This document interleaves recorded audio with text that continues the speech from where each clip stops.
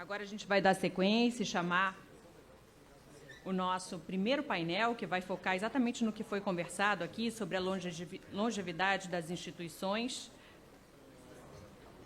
Enquanto a gente se prepara.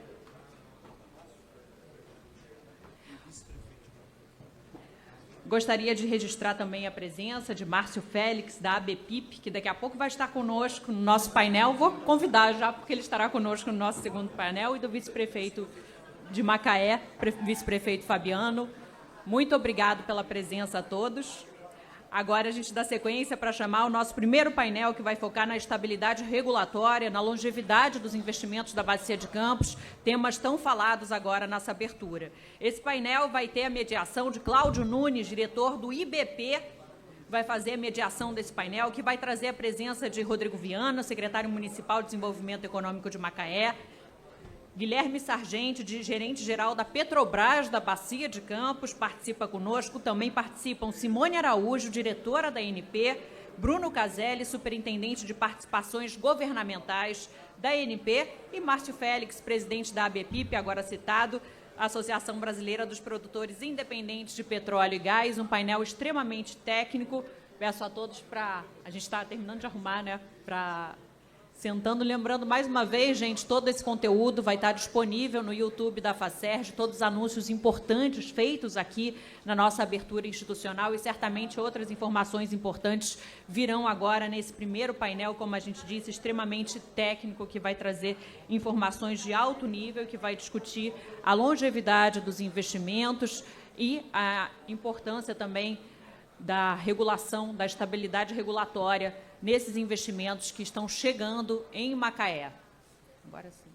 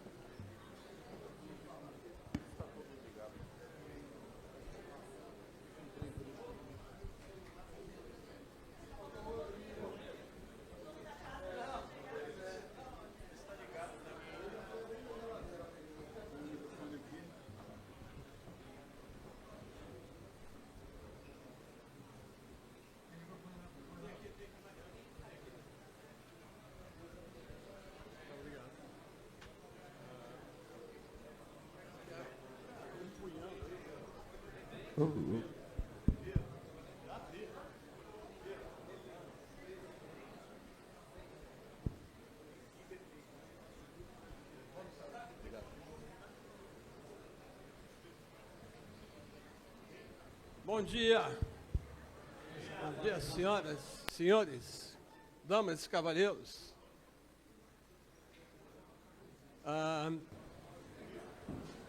Vamos lá, pessoal. Um pouquinho de silêncio ao fundo, concentração. Começando os trabalhos. Pessoal, meu nome é Cláudio Nunes, eu sou do IBP, Instituto Brasileiro de Petróleo. Tenho a honra de mediar esse painel, cujo título é A Estabilidade Regulatória e a Longevidade dos Investimentos na Bacia de Campos.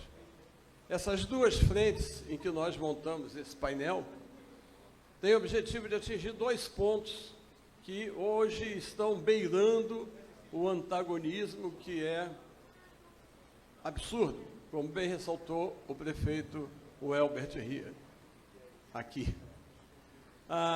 A estabilidade regulatória, ela, hoje em dia, tem sido ameaçada por determinados aspectos legais e judiciais. Então, a gente teve recentemente, isso é muito importante, alguns projetos de lei, como o PL 50, que troca o preço de referência pelo preço de transferência. O PL 1025, PLV 1025 foi aprovado e que fazia a mesma coisa, trocar preço de referência por preço de transferência. Mas esse dispositivo foi vetado pela presidência, mas ainda vai a veto na sessão do Congresso. No Rio de Janeiro, o PL 6034, que aumenta a carga do FOT. FOT é um fundo orçamentário temporário que se soma ao repetro, ao que já é cobrado sobre o repetro. Para os que não sabem, muito rapidamente, o repetro ele é confundido, às vezes é visto como regime de benefício, mas não é. Ele é de incentivo, porque ele transfere o que seria cobrado de investimentos, de taxas, de impostos, na fase inicial, que é de investimento, para a fase de produção. Então, é o que o prefeito Elbert falou aqui, não matem a galinha dos ovos de ouro, porque na Bacia de Campos, particularmente, ocorre em outras áreas também, mas particularmente, que é o tema do nosso evento, a longevidade é algo a ser alcançado, né? Longevidade é aquilo que vive mais do que o comum, né? O presidente Roberto Ardengue falou nas taxas da Noruega, quem sabe a gente alcança, e quem sabe a gente supera. Competência técnica o Brasil tem, as empresas brasileiras. E é óbvio que a Petrobras é destaque absoluto nessa questão, mas vale a pena ressaltar que esse esforço do Campo Maduro não é uma briga em que a Petrobras esteja sozinha. Existem diversas outras companhias que adquiriram todos os campos maduros, Enxova, Pargo, Carapeba, Vermelho, enfim, e vai por aí afora. Nomes que foram os nossos grandes nomes num determinado período da empresa e que hoje são nomes que estão um pouco esquecidos, mas que estão lá lutando bravamente no dia a dia para sobreviver. E o Márcio, que representa aqui a Associação Brasileira das Empresas Independentes, tem muito a falar sobre isso, né? Então, esse é o objetivo do nosso painel, abordar um pouco o que está acontecendo nesse mercado, nesse momento que o Brasil está passando, de necessidade de recursos para enfrentar uma crise fiscal, tentando obter recursos das formas mais variadas possíveis, mas às vezes atingindo onde não deve, às vezes cortando na carne. E todo o potencial que a gente tem na Bacia de Campos ainda, de produzir mais e mais e mais dos campos maduros. Então, essa é a tônica do nosso painel, e eu vou passar, assim, pela ordem que a gente combinou aqui. Eu vou pedir primeiro para o Sargente, que tem esse material para apresentar, de qual o potencial da Bacia de Campos. Depois nós vamos mostrar a questão regulatória e depois nós vamos mostrar como o município vê essa situação, na verdade o contrário, e depois o Márcio falando sobre as empresas independentes, e, enfim, sobre tudo, não somente sobre isso. Então, Sargento, por favor, assuma a palavra. Bem-vindo. Bom dia a todos. Obrigado, Cláudio, pela recepção. Vou cumprimentar aqui. Vou pedir desculpas que eu vou ficar aqui um pouquinho de lado a vocês, para a gente poder ver melhor aqui.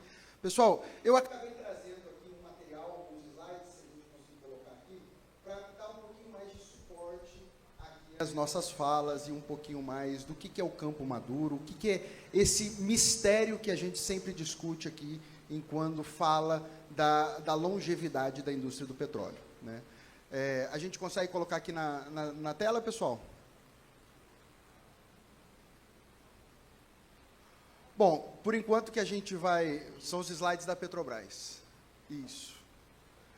Bom, só para a gente entender um pouquinho, pessoal, esse aqui. Bom, a gente acabou de divulgar o nosso novo plano estratégico, enquanto Petrobras, o plano estratégico dos próximos 5 anos, de 2026 até 2030, tá?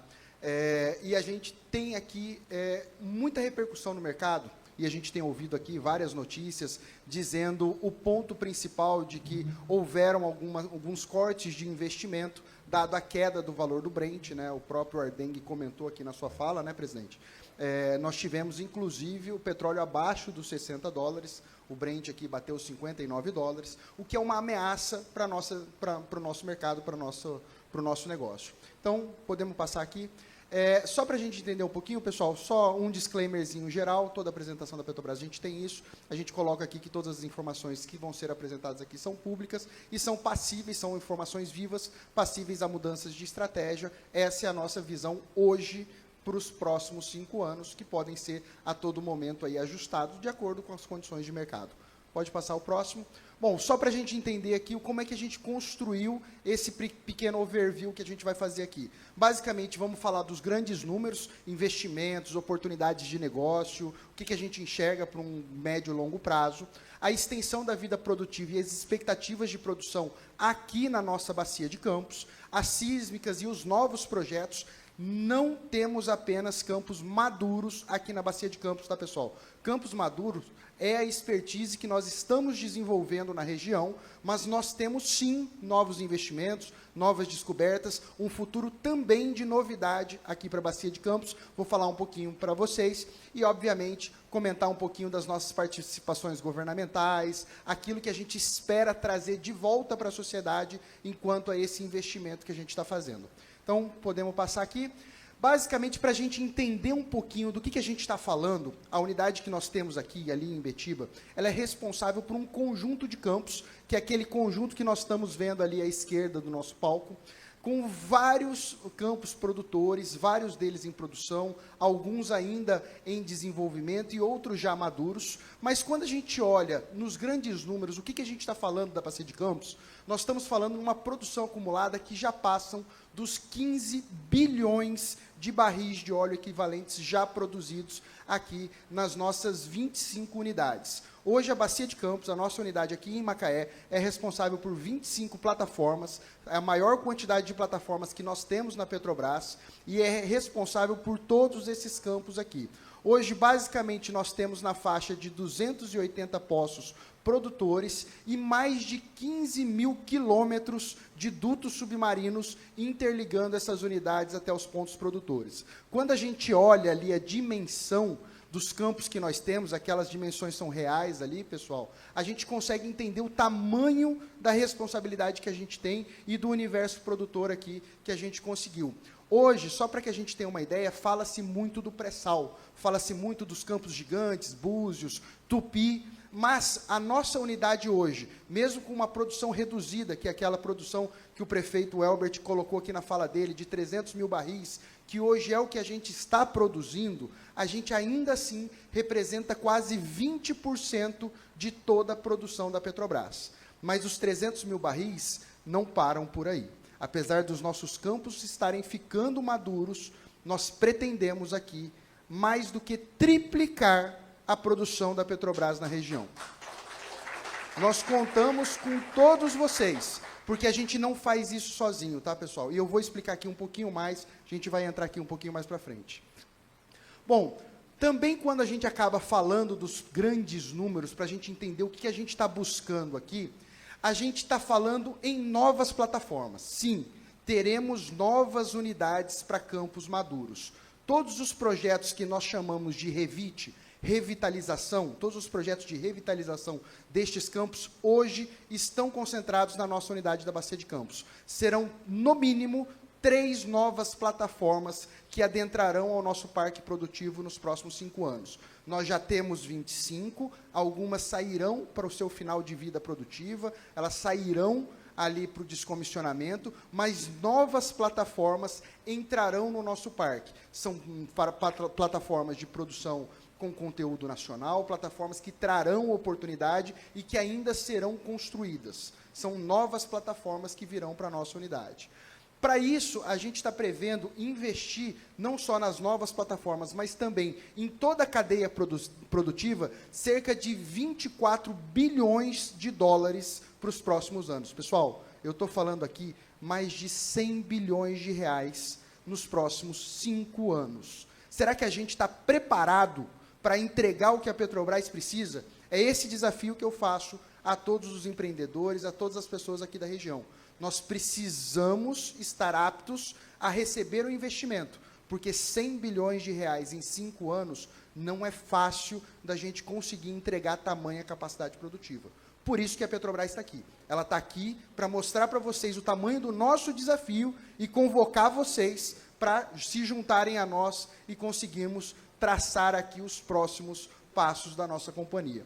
Nesse novo investimento, nesses 24 bilhões aqui que a gente está prevendo, em torno dele, 150 novos poços serão criados com esse valor, ou seja, hoje nós temos 280, mais da metade dos nossos postos produtores hoje serão criados nos próximos 5 anos, sendo a grande maioria deles nos próximos 3 anos. Isso gera movimentação da indústria local, gera-se novas oportunidades de emprego. Nossa indústria naval, ela vai ter um aquecimento imediato. Isso é um ponto positivo do ponto de vista da criação, da oportunidade. É um ponto negativo, porque nós não temos infraestruturas de barco e pessoas capacitadas que atendem isso no curto prazo. Então, a gente precisa se preparar. E isso normalmente leva a um aquecimento da indústria. E todo aquecimento de indústria vem com aumento de tarifas, aumento de custos, por isso que a gente precisa estar preparado, porque aumentar um custo nesse momento talvez inviabilize muitos desses processos. E a gente não pode correr atrás do rabo. Por isso que a gente precisa estar preparado. Por isso que a gente precisa divulgar esses investimentos, essa estratégia que a companhia está colocando. Quando a gente chega aqui e coloca para vocês que nós vamos comprar mais de 2.200 quilômetros de dutos submarinos para instalar nos próximos 4 anos e meio dentro da bacia, nós estamos falando em praticamente dobrar tudo aquilo que a gente construiu em 50 anos. Pessoal, 50 anos em 5 já aconteceu na história do Brasil e foi um momento de crescimento econômico. E esse momento de crescimento a gente espera que aconteça aqui. Por isso a gente precisa estar bem preparado. A gente vai ter uma renovação completa de infraestrutura. Nós temos aqui, como o próprio prefeito comentou, o aumento da estrutura de escoamento de gás. Vai ter uma oferta maior de gás aqui na região. A gente espera, com isso, diminuir o preço do gás natural. Então, quem tem carro a GNV já pode ficar feliz. Quem não tem, pode procurar um kit 5. Eu vi promoção aqui no caminho. A gente já pode imaginar o quanto que isso vai aquecer o mercado. Porque não necessariamente no GNV, mas a indústria associada ao gás natural, seja ela de fertilizantes, o prefeito colocou aqui o investimento na agroindústria. A agroindústria, ela é extremamente dependente do desenvolvimento de fertilizantes e dessa independência nacional. Estamos retomando as fábricas de fertilizantes, então é parte da estratégia da Petrobras que nós tenhamos um gás, uma oferta de gás maior, um gás mais competitivo para a viabilidade dos fertilizantes e para a viabilidade de diversas outras indústrias, indústria ceramista, outras indústrias que também consomem o nosso gás natural, a própria termoelétrica, né? Tudo isso criam-se oportunidades. E a previsão de produção operada em 2030 vai ser de 77% para os novos projetos, mas 23% para os projetos já em acontecimento, para os projetos que nós temos maduros. Então, pessoal, isso aqui é mais ou menos o que a gente fala de grandes números. Falar em 24 bilhões de dólares sendo investidos em 5 anos, em dobrar a infraestrutura de escoamento, em trazer de 3, possivelmente 4 novas plataformas, 4 já no horizonte a partir de 2030, né, com os novos projetos que eu vou apresentar para vocês. Nós estamos descobrindo novas oportunidades de petróleo que trazem viabilidade para os novos projetos. Tudo isso é um desafio que eu estou aqui para compartilhar com cada um. Vamos passar lá? Bom, quando a gente fala de estender o que a gente já tem, a Petrobras, ela começou dentro da filosofia dos campos maduros, e aí, Márcio, os nossos produtores independentes já têm essa expertise como modelo de negócio, mas a Petrobras está entrando também nesse mercado. Ela fala de estender as plataformas que nós temos. Hoje, nós já temos ativos que estão no seu final de vida, né, de vida produtiva, aquela vida planejada no começo do projeto, mas que a gente percebeu uma coisa: ainda tem muito gás ali para esses ativos poderem produzir, muito petróleo para eles poderem retirar, e eles estão em excelentes condições de manutenção. Nós temos tratado e cuidado desses ativos para que eles perdurem muito além do que a gente inicialmente havia previsto. Dentro da extensão da vida produtiva que nós chamamos, obviamente a gente tem ali dentro várias outras vidas, a vida econômica, a vida útil das unidades, né? Nós temos percebido diversas oportunidades. E esse aqui, pessoal, é um novo universo que tem se aberto para a Petrobras. Nós temos estudado cada vez mais como estender a vida das nossas unidades. Plataformas que eram para sair em 2020, 2025, 2030, 2034, hoje a gente já tem previsões de estender a vida delas para até 2056, ao fim das nossas concessões, que podem ser estendidas, e a gente vai trabalhar, seja com novas plataformas, seja com as plataformas que aqui já estão.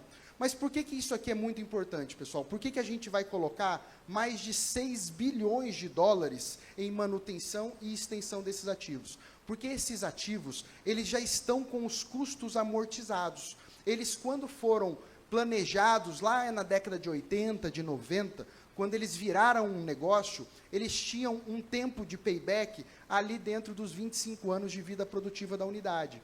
Hoje, essas plataformas já estão pagas. O petróleo adicional que elas conseguirem viabilizar, ele necessariamente vai ter um custo menor para a companhia.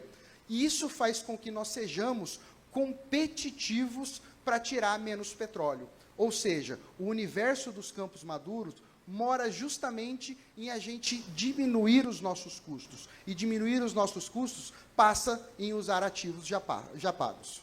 Podemos passar? Bom, quando a gente fala um pouquinho aqui da vida produtiva, né, quando a gente fala aqui das nossas unidades, a gente tem que olhar o universo que ela está envolvida. Hoje, o universo que nós estamos dentro da bacia geológica de Campos, a bacia geológica de Campos compreende os ativos que estão aqui na região territorial do Rio de Janeiro e mais um campo, que é o campo de Jubarte, que está ali na região territorial do Espírito Santo, mas fazem parte da bacia geológica de Campos. Quando a gente olha hoje no universo da bacia de Campos, e agora sim restringindo só ao universo que nós gerimos aqui na nossa unidade, nós estamos falando em torno de 300 mil barris sendo produzidos por dia, mas isso pretende elevar. Nós temos novos projetos, muitos de vocês já ouviram falar no projeto de revitalização de Marlim, que já ganhou prêmio na OTC, já está em implementação há alguns anos, ele está começando a trazer mais resultados, estamos chegando no final do ramp-up da unidade, que é quando a gente começa a ir para topar a produção máxima das unidades. Então, a gente pretende, em 2026, já chegar, enquanto bacia geológica, a 600 mil barris, enquanto unidade da bacia de Campos a em torno de 400, 450 mil barris. Isso é basicamente 1,5 vezes ao que nós estávamos produzindo alguns meses atrás. Esse é o nosso desafio. E quando a gente olha no nosso universo, a gente está olhando um pouquinho mais longe. A gente olha, eu acho que tem mais um slide, não tem não? Passa, por favor. Não, desculpa, está no slide anterior. A gente está olhando aqui a nossa curva conservadora. Tá? Nós pretendemos chegar em 2034, que é o pico das nossas entradas, a no mínimo 830 mil barris sendo produzidos na nossa bacia geológica. Esse valor, pessoal, na nossa curva normal, que é a curva de expectativa real, a gente chama de P50. Essa é uma curva que a gente chama de P90, com 90% de chance dela ser concretizada. A curva P50, que é aquela provável que a gente espera, isso vai para cima de 1.040.000 barris por dia na bacia de Campos. Isso é muita coisa, é muita coisa. Se todos os projetos que nós temos entrarem ali naquelas datas, aquela ali vai ser a nossa produção média anual para cada uma das nossas, da nossa bacia, né? Ou seja, a nossa unidade vai chegar sim novamente a 1 milhão de barris, como tivemos lá em 2009, 2008, aqui com a produção do auge da bacia de Campos, mas com uma pequena diferença. Agora não vão ser mais campos novos, vão ser em campos maduros. E isso traz para a gente uma economicidade muito grande. Campos maduros normalmente vem da primeira rodada da ANP. A taxação é um pouco diferenciada, é um pouco menor do que os nossos campos novos do pré-sal, e isso faz com que a gente consiga protelar a vida econômica desses campos. E esse 2039 aqui é um corte didático, é uma projeção, né? O nosso plano de negócio vai até 2030, mas a nossa projeção vai até 2050. Na verdade, 2054, Samuel. Então, isso traz para a gente uma expectativa de vida e de oportunidade de negócio muito grande. É isso que a gente está aqui para chamar bastante atenção. Para que isso aconteça, a gente vai trabalhar muito com manutenção, com extensão de vida produtiva, com os novos projetos, principalmente projetos complementares. E quando a gente fala em projeto complementar, podemos passar? A gente vai falar um pouquinho mais do que a gente está descobrindo, tá? E, recentemente, a gente acabou de anunciar algumas perfurações exploratórias. E toda vez que eu falo exploratória, eu estou falando em procura pelo novo.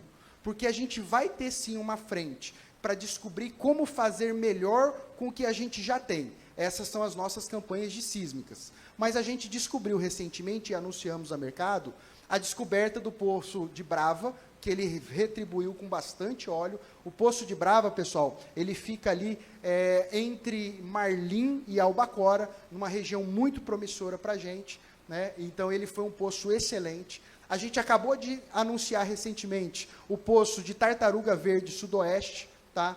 Que é justamente essa descoberta, a gente anunciou tem um mês, um pouquinho mais, talvez alguns dias a mais que um mês. Também um novo poço de petróleo ali na região, perto do FPSO Campos de Goitacazes, numa concessão que nós temos em parceria com a Petronas. E um poço perfurado também no bloco de águas marinhas, outro poço também bastante promissor. Isso aqui, pessoal, esses blocos mostram que ainda tem petróleo novo ao lado dos campos antigos, tá? Então, aqui, a gente tem uma clara visão de que o futuro da Bacia de Campos, ele passa, sim, pelo petróleo que nós já temos, pelo petróleo do Campos Maduros. E esse petróleo viabiliza que a gente também consiga esse outro lado, que são as novas descobertas. Recentemente, pode passar, por favor, também adquirimos 2 novos blocos exploratórios, né? A gente adquiriu aqui o bloco de jaspe e o bloco de citrino, né? O jaspe em participação com a Equinor, que é a empresa norueguesa, e o bloco de citrino é 100% Petrobras. Arrematamos agora em outubro de 2025. Petrobras tem excelentes expectativas aqui com esses 2 novos blocos arrematados. E nós temos também 3 novos projetos exploratórios em andamento aqui na nossa carteira. O primeiro deles, que é aqui na região de Ruba, está aqui nesse triângulo aqui, pessoal, ele está em perfuração no momento, então a gente está aguardando resultados, esperamos dar uma boa notícia aí em breve. Temos ali na região ali de Mande, aquele próximo ali, próximo à água marinha, também temos ali uma perfuração prevista para iniciar agora em janeiro de 26, outra campanha exploratória, e ali no Mirante de Brava, aquela outra setinha ali, nós temos ali previsto para julho, para o meio do ano, também iniciar mais uma perfuração exploratória. Então aqui, pessoal, a gente tem a perspectiva de futuro para ainda mais novas regiões exploratórias para a Bacia de Campos. Então, o futuro da Bacia de Campos, ele passa, sim, por novo petróleo e, por consequência, novas plataformas, mas também está residindo solidamente nos campos maduros, no petróleo que a gente tem hoje. Pode passar. Bom, e quando a gente fala no petróleo que a gente tem hoje, basicamente, a gente está falando em viabilizar o óleo que já está aprovado, que já está nas reservas que hoje a gente prospecta, e isso vai vir através de um conjunto de sísmicas. Quando a gente faz a sísmica, e principalmente a sísmica 4D, e essa 4ª dimensão, pessoal, é o tempo. A gente avalia como a gente tem explotado aquele reservatório, como a gente tem extraído o petróleo lá do fundo. E dependendo da forma como esse petróleo está saindo dos nossos poços, nós perfuraremos novos poços, nós melhoraremos as nossas injeções, a nossa capacidade de recuperação, e isso vai viabilizar, junto com as plataformas novas e que estão sendo estendidas de vida para os projetos de revitalização, a continuidade operacional dos campos maduros. E ali embaixo, as novas áreas exploratórias vêm para trazer aquilo que é a mais, é novo. Quando a gente olha aquela curva, e aquela curva de petróleo, pessoal, é a nossa projeção. Obviamente, nós temos algumas expectativas, que infelizmente eu não posso trazer aqui a público, mas que estão relacionadas a esses novas fronteiras exploratórias. Então, para quem acha que nova fronteira exploratória é só margem equatorial, que a Petrobras vai sair daqui e vai para a margem equatorial, ou para Pelotas, que algumas pessoas já ouviram falar também, está totalmente enganado. Nós temos novas fronteiras exploratórias aqui, na Bacia de Campos, aonde a gente tem expertise, tem infraestrutura e tem conhecimento. As novas fronteiras da Bacia de Campos têm uma projeção para a Petrobras muito mais relevante. Por isso que a nossa continuidade aqui ela é estratégica. Não à toa, a Petrobras trouxe e está trazendo para cá agora mais um ativo de produção, que já foi originalmente daqui, que é o ativo de Albacora, que hoje encontra-se sob gestão até o dia 1º de janeiro, ainda estará lá no Espírito Santo, mas ele está retornando à nossa gestão na Bacia de Campos, que é um ativo também extremamente promissor, mas um ativo de Campos Maduros, porque aqui a Petrobras, por medidas estratégicas, definiu que vai ser o novo centro de excelência, ou centro de expertise, na produção de Campos Maduros. Não à toa a Prio está aqui, a Brava e etc., estão estabelecendo também a sua operacionalidade próxima aqui em Macaé, até para aproveitar um pouquinho mais dessa sinergia que nós temos. Afinal, as produtoras independentes já estão nos Campos Maduros ali, enquanto atividade de negócio, atividade fim, e a gente está entrando, está penetrando nesse novo mercado para a Petrobras, que sempre se acostumou com novos campos e novas fronteiras, né? Bom, passando aqui então para os finalmente, já fechando aqui a minha fala, a gente pode passar. Isso aqui é o futuro, né? Mas quando a gente fala do futuro, a Petrobras, dentro daqueles 24 milhões, espera que parte desse investimento retorne para a população de uma forma em geral. E como que está esse retorno? A grande maioria desse retorno, aquele que a gente consegue prever diretamente, vem sobre participações governamentais, sobre a verba que os municípios, o Estado e a Federação podem aproveitar dentro dessa recuperação adicional de petróleo. Hoje a gente está falando em 1,3 bilhões de dólares somente retornando ao governo, de todas as suas instâncias, para que sejam reinvestidos na população. Então, daqueles 24 bilhões, 1 bilhão vem de volta, de alguma maneira, para benefício da população em geral. Eles estão divididos em partes para a União, para o fundo especial, para os municípios e para os estados, estão ali divididos naquelas colorações ali, mas aquilo ali, pessoal, é basicamente um recado. A Petrobras vai investir pesado, parte disso vai retornar de maneira direta para a população, através das vias da União, e parte vai retornar indiretamente. O que é que retorna indiretamente? É toda a movimentação do mercado da indústria que a gente provoca com esses investimentos. E é aí que a gente precisa do apoio, que a gente precisa de toda a cadeia de fornecedores para nos ajudar a construir esse futuro. Então, pessoal, esse é um panorama. Queria agradecer aqui a todos vocês pelo momento, pela oportunidade de dividir, mesmo que de maneira bastante sucinta, aqui o que a Petrobras está investindo e guardando de futuro pelos próximos 5 anos, e vou estar aqui à disposição para a gente poder responder qualquer pergunta, qualquer necessidade, para que a gente construa aqui em conjunto o futuro do petróleo, principalmente dos Campos Maduros. Cláudio, obrigado pela oportunidade.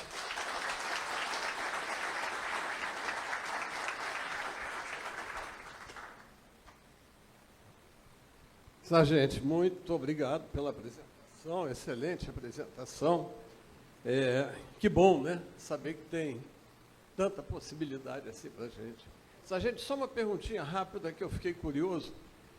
Daqueles 834 mil barris por dia, 837, que vai se alcançar em 2034, você pode compartilhar a informação de quanto é de Campo Maduro e quanto seria de novas descobertas? Positivo. Daqueles 834, a grande maioria é em águas maduras, em Campos Maduros. Toda aquela produção se restringe à bacia geológica de Campos, ou seja, aquelas descobertas que a gente tem aí numa outra parte do plano de negócios, que é a bacia do Espírito Santo, não está retratada aqui. Dali, cerca de 70% mais ou menos, é uma quantidade relevante, vai vir de Campos Maduros. Agora, o mais legal, Cláudio, é o quando, porque é o seguinte, aquilo que é novo hoje, em 2035, daqui 10 anos, já não vai ser mais tão novo assim. Então, o futuro de todos os campos é ser um campo maduro. Claro. Né? Então, Búzios, Tupi, essa expertise que a gente está construindo aqui, ela vem justamente para garantir a produção de 2050. Perfeito. Porque senão não vai ter nem Búzios, nem Tupi, nem margem equatorial vai ter em 2050, claro, se a gente não aprender aqui agora. Eu sou você amanhã, né? É o famoso. Quem me dera tá bem assim. Muito bem, pessoal, a gente ouviu a visão de um forte produtor de petróleo, muito relevante na bacia. A gente vai ouvir agora o nosso amigo secretário de Desenvolvimento Econômico de Macaé, Rodrigo Viana, e eu quero rolar uma bola aqui para você, Rodrigo.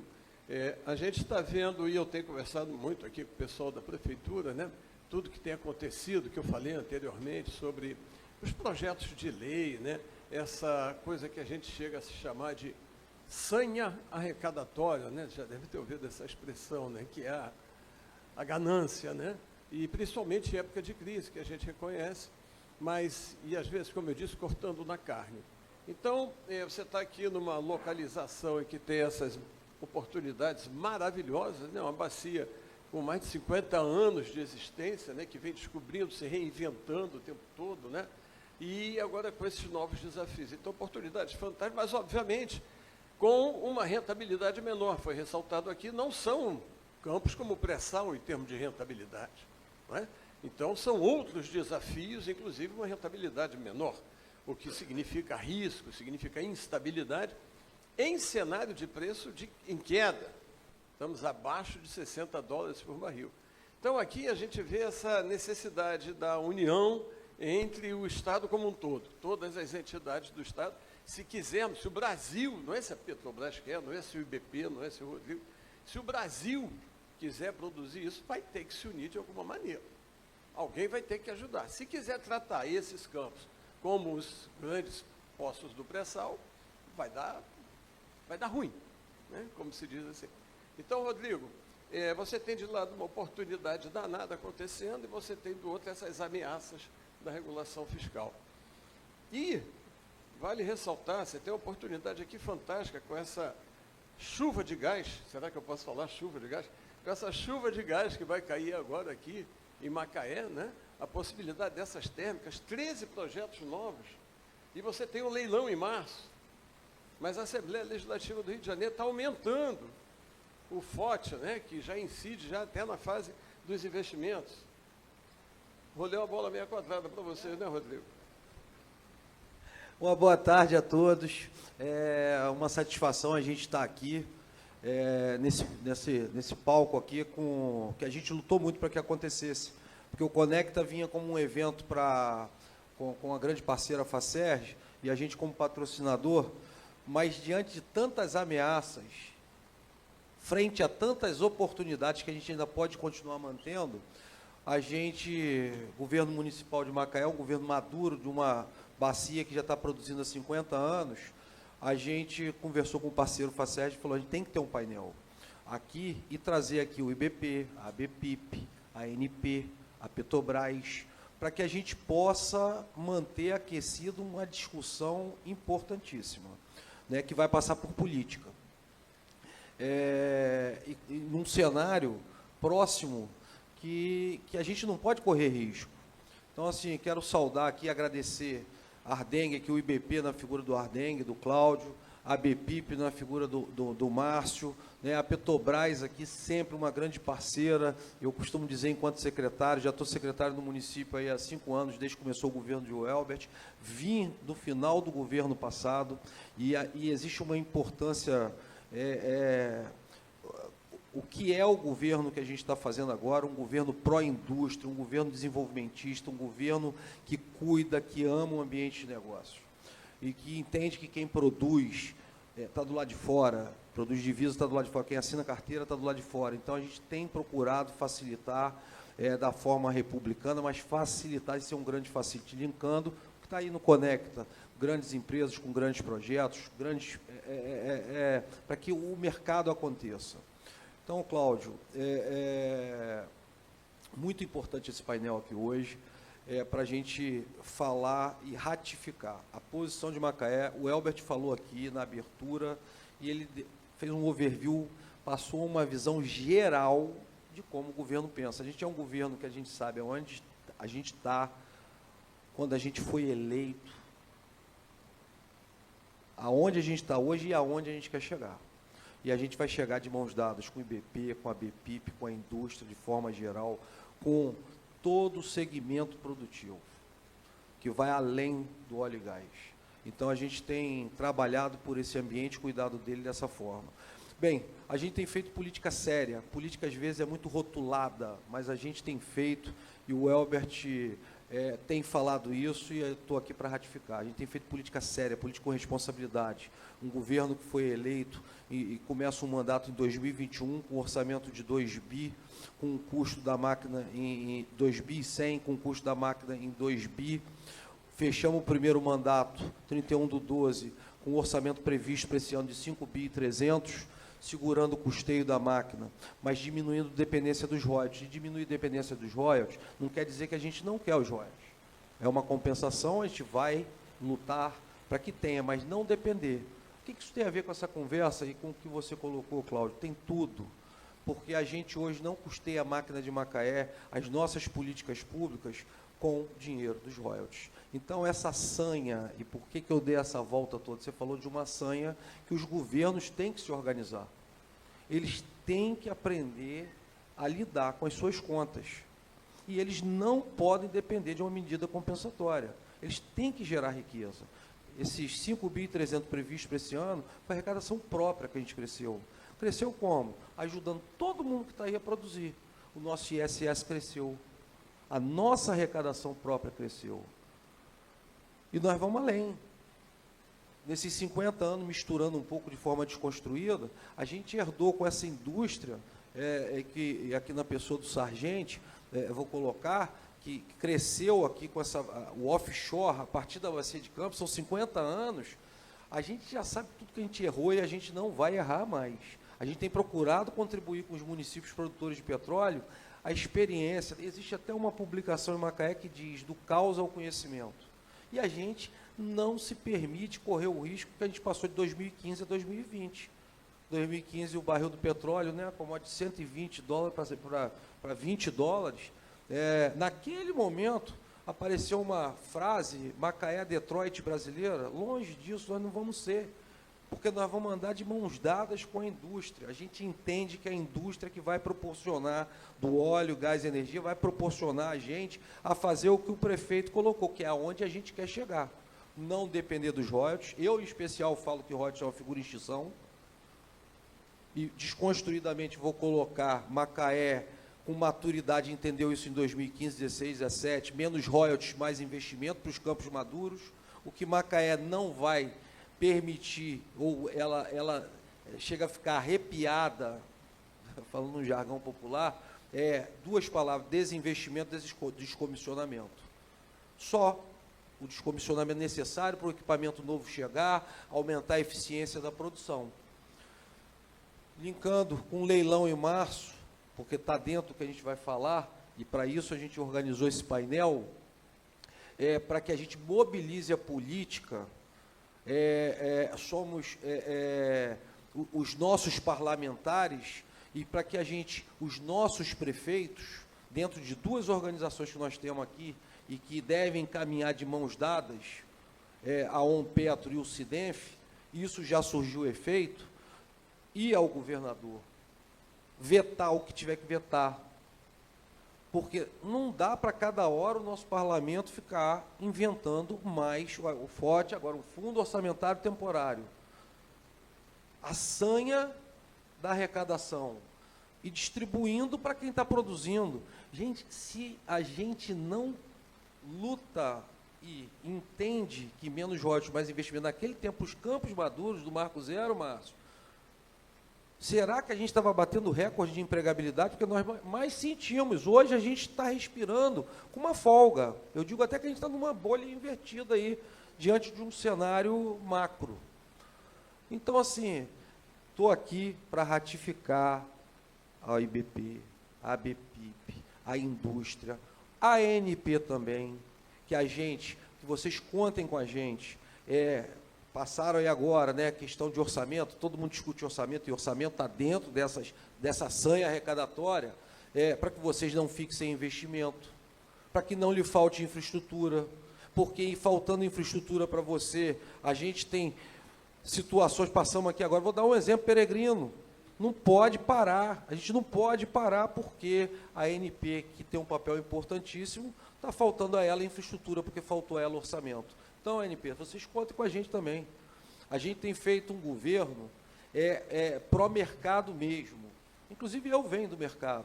E eu estou dentro do governo e falei para o Elbert, a única coisa que eu posso ajudar vocês é ser um grande facility. É linkar todo mundo para a gente ir até lá. Governador, precisamos vetar isso. Deputados, não onera mais.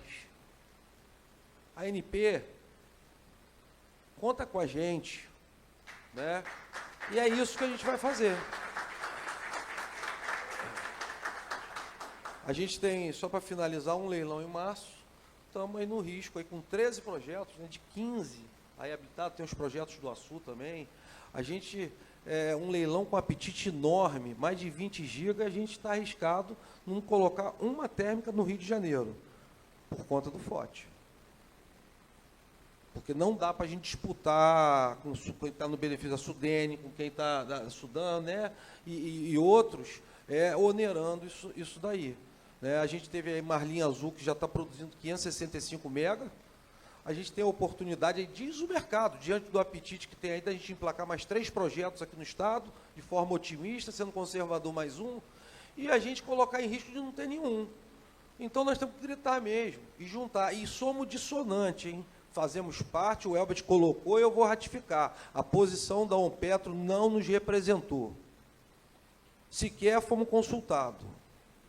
E ela é uma instituição de municípios produtores de petróleo representada por prefeitos. E os prefeitos que ali dentro estão ali dentro de uma pauta técnica.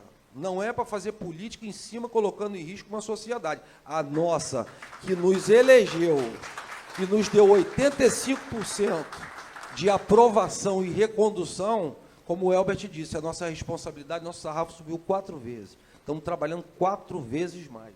E a ela nós não vamos faltar. Então, essa é a nossa colocação, Cláudio. Obrigado, Rodrigo. Excelente, posição muito clara. Continuando aqui a palavra, nós vamos passar agora para os representantes da ANP, Agência Nacional de Petróleo, aqui representada pela diretora Simone Araújo e pelo superintendente de participações governamentais, Bruno Caselli. Prezados, só para, claro que vocês já têm a sua fala pronta, mas para, quem sabe, incentivar mais ainda, um tema que eu pediria que vocês não deixem de abordar seria como a ANP vê essa questão desses projetos de lei que interferem diretamente em assuntos regulamentados pela ANP, como, por exemplo, o royalties, como se calcula o royalties, não é? Isso é definido pela ANP, legalmente, esse é o papel, mas existem leis tentando alterar isso, né? E um segundo aspecto, diretora Simone e superintendente Bruno, que eu pediria que abordassem, se possível também, frente a isso que está se colocando aqui, a importância, no caso de campos maduros, de projetos com menor rentabilidade, que tem tanta capacidade de contribuir para o bem do nosso país, né? O que o órgão regulatório pode fazer para ajudar, para participar nesse esforço, já que são projetos com rentabilidade menor do que, por exemplo, os do pré-sal? Obrigado. Obrigado, Cláudio. Boa tarde a todos, apesar de não termos almoçado, né? Na minha terra, a gente só considera que dá boa tarde quando a gente almoçou. Mas vamos dar boa tarde. Para quem não sabe, eu sou sergipana. Já tentei trabalhar de espiã, mas o meu sotaque não me abandona, a despeito de estar há exatos 24 anos longe da minha terra, né? E óbvio que a indústria do petróleo e do gás natural, ela faz parte da minha vida desde que eu me entendo como gente, seja por causa da família, seja por causa da minha formação, né? Estudei para ser petroleira, não deu certo porque eu sou da década morta, né? Me formei nos anos 90, então fui para outros lugares. Mas dizem que o mundo não gira, capota, né? Olha onde eu estou, né? Então, Rodrigo, muito obrigada pelo convite. O prefeito, O Elbert nos orgulha muito como cidadão, né, como cidadã, porque quanto é importante ver um político exercendo a política, a boa política, né, aquela política comprometida com a população que ele representa. Cláudio, obrigada aí pelo desafio de estar aqui. Estou junto com o superintendente de participação governamentais, o Bruno Caselli, com a Carol Matoso, a Carolina. E a gente dividiu um pouco a nossa conversa aqui, eu diria assim, em 2 grandes blocos, né? Isso porque, quando conversamos, havia uma preocupação, tanto do IBP quanto do município de Macaé e a BPIP, que a gente conversasse um pouco sobre os desafios do denominado preço de referência, né? E o que impacta esse recente movimento feito no Congresso, que não é tão recente assim, e para nós conversarmos. E aí, um aspecto importante é que eu aprendi na minha primeira sabatina, quando estávamos ali nos preparando, né, não sei se você sabe, mas um diretor de agência reguladora federal, ele passa por uma sabatina no Senado. E a agência, né, depois de 27 anos, tem muita experiência até em preparar as pessoas. E eu me lembro assim, que eu vinha do Ministério de Minas e Energia, 16 anos no Ministério de Minas e Energia, 11 dos quais diretora do Departamento de Gás. Márcio já foi meu chefe, né, Márcio? E aí, quando me perguntava, eu tinha o hábito de responder as coisas assim, pá, é o meu jeitão, né? E aí eu aprendi uma frase, que é a frase que guia a agência, né? A gente não faz política pública, a gente executa política pública. Então, é nosso dever receber a política pública, seja da União, né, por meio do CNPE, do Conselho Nacional de Política Energética, de decretos que têm hierarquia legal igual, seja por meio do Congresso, a partir das leis, porque o Congresso é a caixa de ressonância da sociedade. Então, assim, um princípio básico do regulador o regulador executa política, não faz política. Mas também é dever do regulador fazer chegar, ora a União, por meio do CNPE, ou a formulação de decretos, né, por meio do Ministério ou da própria Casa Civil, e fazer chegar ao Congresso, quando somos provocados, as nossas subsídios técnicos que permitam ao Congresso entender os impactos daquela decisão, positivos e negativos. Então, pensando nisso, o que é que a gente vai conversar aqui um pouco com vocês? Primeira coisa, eu vou fazer um pouco esse overview ali, esse olhar da agência. Depois a gente vai passar um pouco ao critério técnico, né, a resolução recentemente aprovada pela ANP, que entrou em eficácia em setembro, que define a nova fórmula do cálculo do preço de referência. E, por fim, ali, a gente vai conversar um pouco sobre as nossas preocupações técnicas em relação a esses projetos que estão tramitando de maneira legítima e republicana no Congresso, porque faz parte do Congresso abastecer essa discussão. A Agência Reguladora do Petróleo, Gás Natural e Biocombustíveis, ela não é certamente a maior agência, em termos de servidores, né? Nós temos aqui servidores guerreiros, assim, e posso dizer que cada servidor da ANP vale por muitos servidores públicos por aí, porque o que a gente consegue fazer com todos os desafios que a gente enfrenta é impressionante. Isso porque a gente regula 137 mil agentes. A gente regula do poço ao posto, quiçá do poço ao poste, quando você vai falar de gás natural e leilão de energia elétrica. Porque todos os projetos de gás que vão concorrer ao leilão passam pela validação da ANP do ponto de vista da oferta de gás. Então, nesse sentido, talvez a única agência mais complexa do que a nossa seja a Anvisa, né, que regula agrotóxicos e vacinas, né? Mas a gente tem esse grande desafio de regular, como eu disse, 137 mil agentes, de todo porte. Nós estamos falando de uma super major ou do posto Marcela. Quem mora na cidade do Rio de Janeiro sabe que o posto Marcela é um posto que fica do lado do Detran, na Presidente Vargas. Isso é regulado pela ANP. Além disso, nós talvez sejamos uma das agências reguladoras, e vocês não me perguntem por quê, porque quando eu cheguei na agência já encontrei essa realidade, que sofreu de forma mais evidente e efetiva o corte orçamentário. Hoje, efetivamente, nós lidamos com um orçamento que corresponde a 35% do orçamento em 2018. Sendo que, ao longo do tempo, certamente em face da própria capacidade técnica da agência retratada por meio dos servidores, ao longo dos últimos anos, a ANP vem recebendo adicionais atribuições. Por exemplo, na Lei do Gás, há 90 referências à ANP como atribuições. A gente recebeu a responsabilidade de regular o hidrogênio. A gente recebeu a corresponsabilidade de regular a eólica offshore. Nós somos os responsáveis pela regulação de todo o programa Combustível do Futuro, que vai desde o aumento da mistura de combustíveis como etanol e biodiesel, até combustível sustentável de aviação, mandato de biometano, captura de carbono. Tudo isso é responsabilidade da ANP. E eu olho isso, de um lado, com um misto assim, de preocupação, mas de orgulho, porque certamente não colocariam atribuições para nós se nós não fôssemos capazes.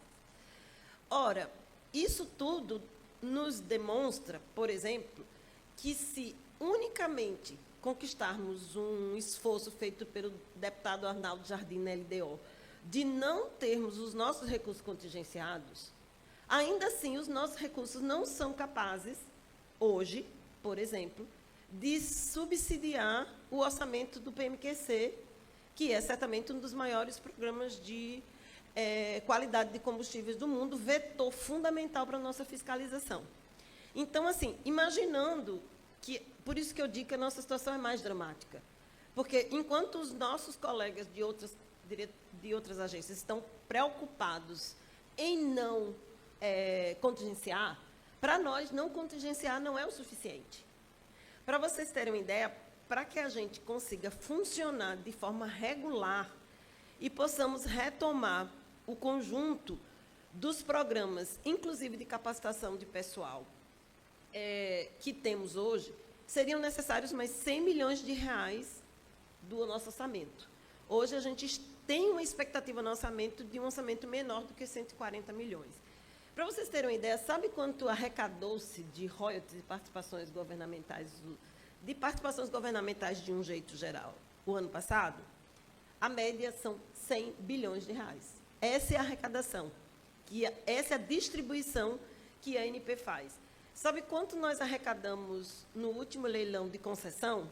Alguns deles aqui, 989 milhões de reais. Isso sem contar o programa exploratório mínimo. Então, só para demonstrar o quanto uma agência forte e altiva é importante para o desenvolvimento desse setor. A agência, quando a gente aí, trazendo todo esse nosso olhar para os aspectos de exploração e produção, nós estamos em todos os lugares, né? Nós estamos planejando os leilões de oferta permanente, concessão e partilha. A gente conseguiu trazer aí, ao longo do tempo, a cada ano, sempre um leilão de concessão e um leilão de partilha. Acabamos de fazer o leilão de partilha, assinamos e encerramos o 5º ciclo da oferta permanente de concessão no dia 5 de dezembro. Já estamos aí com o edital aberto para o próximo ciclo da oferta permanente de concessão. Nós contribuímos de maneira efetiva com o leilão das áreas não contratadas, que arrecadou aproximadamente 9 bilhões de reais, leilão esse da PPSA, e nós já estamos olhando para frente, para 2026, com o edital da concessão pronto e o edital da partilha. A gente imagina que aí até meados de 2026 a gente consiga colocar em curso, de forma a dar continuidade a esse conjunto de oferta permanente e leilões. E aí eu pediria tanto ao Cláudio quanto ao Márcio que fizessem chegar aos seus associados a importância de realizar as manifestações para que a gente possa abrir o próximo ciclo da concessão e seguir com a nossa lógica de, no primeiro semestre, ter uma oferta permanente de concessão, no segundo semestre, uma oferta permanente de partilha, porque se a gente não fizer isso, certamente a Petrobras não poderá investir em novas reservas, ela é exemplo dos demais operadores. Porque aí só teremos segurança energética, inclusão energética, adição energética, pensando isso de uma forma justa e sustentável, se continuarmos adicionando energia. E, para nós, adicionar energia significa ofertar novos blocos exploratórios. Nosso olhar sobre essa atividade, ele olha alguns pilares, né? O primeiro deles é o pilar de fomentar o investimento. O segundo pilar fundamental é o de aumentar o fator de recuperação. A Bacia de Campos é um exemplo claro de esforço para aumentar o fator de recuperação. Nós temos um olhar muito dedicado a novas fronteiras exploratórias, e aí nós estamos falando especificamente em grandes números, né? Além das oportunidades aqui, a própria situação da margem equatorial Pelotas. Nós também avançamos fortemente na diversificação da nossa oferta, não é à toa que temos feito aí um esforço muito importante com o Estado de Sergipe em relação a Sergipe e Águas Profundas. Então, temos uma preocupação muito grande com a conformidade ambiental, não colocamos nenhuma área que não esteja conforme do ponto de vista ambiental, mas também sabemos do desafio seguinte, né? Como obter as licenças para a nossa atividade. E lembro quanto foi complexa a obtenção, por exemplo, das licenças para o gasoduto de interconexão de Raia, que vai trazer mais 16 milhões de metros cúbicos dia aqui, e cujo gás vai ser processado em Cabiúnas. Então, se vê que são muitos desafios a serem enfrentados. Tem um aspecto importante, quando a gente olha política pública, que é o aspecto de como se faz incentivos às novas atividades. Acho que um primeiro reconhecimento que nós temos que fazer é o reconhecimento de que o renascimento da Bacia de Campos, nos últimos 5 anos, deve-se claramente à indústria independente. Não podemos deixar de fazer esse reconhecimento. Foi um esforço feito que teve a mão, né, da ANP por meio de decisões do Conselho Nacional de Política Energética, e a gente sabe que foram a chegada desses novos operadores esses acostumados a operar campos maduros em outros países, em outras regiões produtoras, que promoveu esse, por assim dizer, renascimento da Bacia de Campos. Que bom, como regulador, ver a Petrobras enxergar esse renascimento como elemento de sinergia das suas próprias atividades e reconhecer que integrar a recuperação dos campos maduros a novas atividades de exploração e aquisição de novos blocos exploratórios tem sinergia e faz sentido. E, de nossa parte, e aí eu tenho que comentar sobre o Márcio, né? Márcio ajudou muito, né, quando a gente começou a pensar, né, de que maneira se revitaliza os campos maduros no Brasil. Assim é que, por determinação do Conselho Nacional de Política Energética, nós temos uma regulação que reduz royalties para curva incremental. Isso significa o seguinte: eu posso estender a vida útil do meu ativo por meio de uma prorrogação dessa concessão, e essa extensão da vida útil pode estar associada a uma redução de royalties pela curva incremental. Ou seja, tudo que eu for capaz de produzir além daquilo que era esperado para aquela concessão, passa por redução de royalties. E nós já regulamos isso. O segundo aspecto importante é o reconhecimento do papel da pequena e média empresa.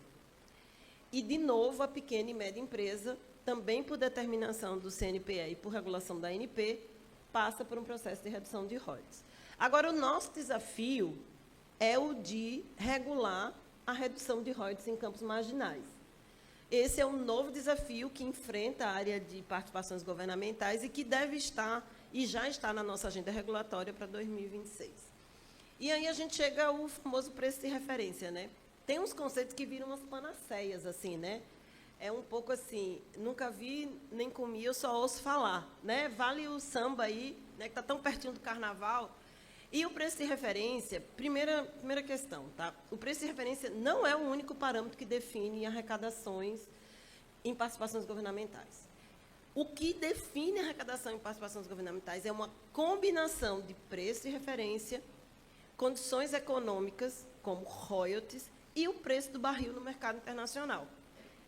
Ou seja, nós arrecadaremos tão mais quanto esses três elementos combinados produzirem um efeito que, ao final, induza um natural aumento da arrecadação à medida que aumenta a produção nos locais onde há o benefício, né, correspondente a uma compensação social e ambiental pelas atividades do petróleo.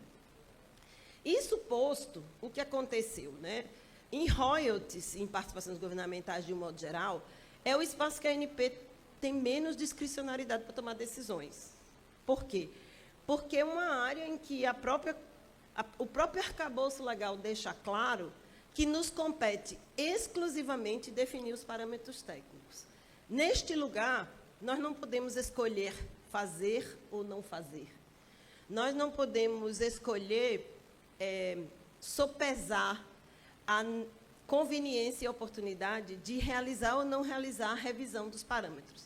A gente recebe uma determinação de políticas públicas e a gente executa. Assim é que, desde 2017, o preço de referência tinha uma fórmula. Essa fórmula decorre de uma combinação de resolução do CNPE e decreto, que estabelecia que a ANP teria que passar um período de moratória de 8 anos sem mexer nessa fórmula. Ocorre que, em 2022, a decisão do governo federal, na ocasião, foi: a ANP, agora você tirou-se a trava, limpou-se o decreto original e determinou a ANP duas coisas. Uma, revisar a fórmula do preço de referência, considerando a chegada da regulação IMO 2020, que estabelecia que todo óleo marítimo, denominado bunker, deveria ter apenas 0,5% de enxofre. A gente sabe que óleo de 0,5% de enxofre é mais apreciado no mercado internacional do que óleo de 3,5% de enxofre, que era o que orientava a nossa fórmula. E fez uma segunda recomendação: defina meios, por assim dizer, de proteger a pequena e a média empresa dos impactos dessa mudança. Ora, isso foi um reboliço, né, Ardengue? E aí eu não era relatora ainda, herdei essa relatoria em março de 2023, já em meio a uma consulta pública que era para durar 20 dias, 45 dias, 60 dias, virou 6 meses, e não foi uma coisa simples. Pode ser, secretário Rodrigo, que os beneficiários, olhando o que nós fizemos, possam ter dito: por que vocês demoraram tanto? Pode ser que os operadores possam ter dito: por que vocês foram tão rápidos? Mas esse é o papel do regulador. Eu aprendi com Davi Zilberstein que o bom regulador desagrada a todo mundo. Então, quando é que a gente sabe que uma regulação ficou boa? Quando todo mundo ficou chateado. Porque uma boa regulação é aquela que todo mundo fica feliz com o que perdeu. E esse foi o nosso desafio. E foram necessários 3 longos anos. 3 longos anos que nós fizemos várias versões dessa resolução, que a gente precisou pactuar os parâmetros dentro da própria ANP, do ponto de vista técnico, e dentro da própria diretoria. Um grande desafio. E, ao final, chegamos numa fórmula que parece tão simples, que quase parece uma conta de papel de pão, mas não é. Ela está fundamentada numa longa discussão que foi aprimorada nos últimos 6 meses, entre outubro de 2024 e abril de 2025, onde nós tivemos um acesso mais forte aos preços do óleo no mercado internacional, o que nos permitiu tomar decisões como enxergar o que se chama de market on close e entender como se dava efetivamente a comercialização do óleo no mercado internacional, óleo esse, em grande parte, produzido e exportado a partir do Estado do Rio de Janeiro. Então, quando nós chegamos a esta fórmula, nós ficamos extremamente tranquilos em verificar que essa fórmula, por exemplo, nos permitia, já de antemão, excluir a pequena e média empresa do incremento do valor do preço de referência. Então, conseguimos ali, numa única tranche, obedecer aos 2 princípios do CNPE. Primeiro deles, atualizar a fórmula, e o segundo deles, alcançar a pequena e média empresa que ficou fora dessa nova fórmula. Para esta pequena e média empresa, não se aplicam os novos fundamentos desta fórmula. Agora, como eu disse, nós temos um novo olhar. Qual é o olhar? É o olhar dos campos marginais. E é importante observar que dos mais de 400 campos produtores no Brasil, apenas 60 deles não recebem nenhum benefício de royalties. Porque todos os demais estão abrangidos ou porque o campo já é maduro, ou porque está na pequena e média empresa, ou porque se combinam essas, digamos assim, essas características. Agora nós estamos num novo desafio. Nós temos a convicção assim, que nada é perfeito. A fórmula poderia ser melhor? Certamente. Poderíamos estender os estudos? Não tenho dúvida. Mas uma coisa que se aprende na regulação é a república do possível. E tem uma hora que a regulação precisa sair porque ela faz falta. Então, foi nesse sentido que tomamos a decisão de levar, em julho, ao colegiado, a nova fórmula, aprovada em julho, cuja eficácia começou em 1º de setembro e cuja arrecadação já começa a produzir efeitos desde o mês de novembro. Nós acreditamos que, com o conjunto de informações que a gente tem, nós somos capazes de dar estabilidade a essa fórmula, mas nós sabemos que, havendo uma decisão de política pública, qualquer que seja, nós seremos obrigados a voltar à prancheta e trabalhar com uma nova orientação de política pública. Mas o mais importante, esse é o grande desafio do regulador. Como é que você combina interesses aparentemente antagônicos, que aqui, no caso de Macaé, não se apresentam como antagônicos, que é como você combina o interesse do beneficiário de que a arrecadação cresça com o interesse do agente que vai produzir, que gostaria que a arrecadação, que as suas tributações fossem um pouco menores. Porque, em princípio, isso induz o investimento. Ora, como você só pesa esses 2 elementos? Com muita inteligência de mercado, e aí eu preciso elogiar enormemente a equipe da Carol. Assim, eu estou falando da equipe da Carol, assim, parece, né, Carol? 2 pessoas.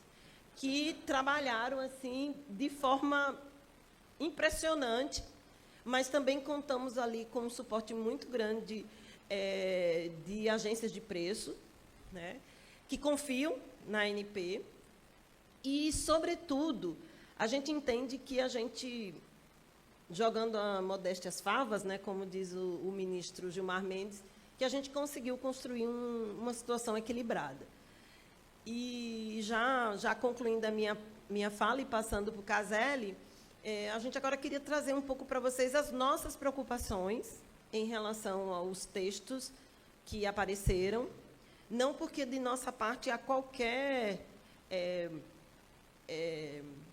movimento no sentido de veto, etc., porque, como eu disse, o nosso papel é executar políticas públicas, mas tão somente a fim de ajudar o legislador, o formulador de política pública, a alcançar aí, de forma mais eficiente, os princípios e os interesses finais da política pública. Obrigada.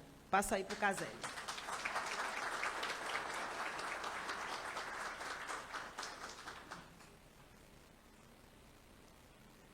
Bem, pessoal, complementar um pouquinho a diretora Simone. A diretora nos chamou aqui para acompanhá-la inicialmente, depois me chamou para o palco, e talvez eu possa dizer que mais difícil que fazer regulação de preço de referência é complementar a diretora aí dentro da fala dela em relação ao mercado de petróleo, né? A diretora domina bastante o assunto, esteve conosco aí diretamente na parte de participação governamental desde 2023 até o final do ano passado. Acho que para o município de Macaé, né, é importante a gente estar aqui dividindo um pouquinho do conhecimento técnico e para a agência também, particularmente para a diretoria e também para o corpo técnico, né? Sou servidor de carreira da agência há 20 anos, Carol também está lá há 15 anos dentro da casa. É muito bom estar próximo dos municípios fluminenses, né, que são os maiores recebedores de royalties no âmbito nacional, e aí particularmente Macaé é um dos principais aqui no estado do Rio de Janeiro, né, trazendo um pouquinho dos números também que são de responsabilidade da ANP, né, porque eu não sei se todos sabem, mas antes de entrar na questão do PL em si, né, do PLC, talvez seja importante até compartilhar com os senhores um pouquinho o papel da agência em royalties, do ponto de vista técnico, né? A ANP é o órgão federal responsável pela arrecadação de royalties e participação especial em âmbito nacional, né? A ANP calcula o valor do petróleo e do gás natural, aplica uma alíquota que está prevista em contrato para poder dimensionar quanto mensalmente, no caso de royalties, e trimestralmente, no caso da participação especial, é devido aos cofres públicos, né? Os valores que a diretora trouxe são da ordem de 100 bilhões de reais entre royalties e PE nos últimos 3 anos em média. Então, 300 bilhões de reais é o valor arrecadado pela produção de petróleo e gás, né? E isso mostra a importância para os cofres públicos, também a importância para as economias locais. E nessa dinâmica, além da arrecadação, que é uma tarefa típica do regulador, a gente ainda faz uma outra atividade, que é a distribuição desses recursos para a União, né, para os estados e para os municípios. Então, é uma tarefa cotidiana nossa, que envolve parâmetros técnicos, tanto para a questão da apuração dos valores, quanto para a distribuição. Em Macaé, no estado do Rio, a gente trouxe aqui, fiz um levantamento.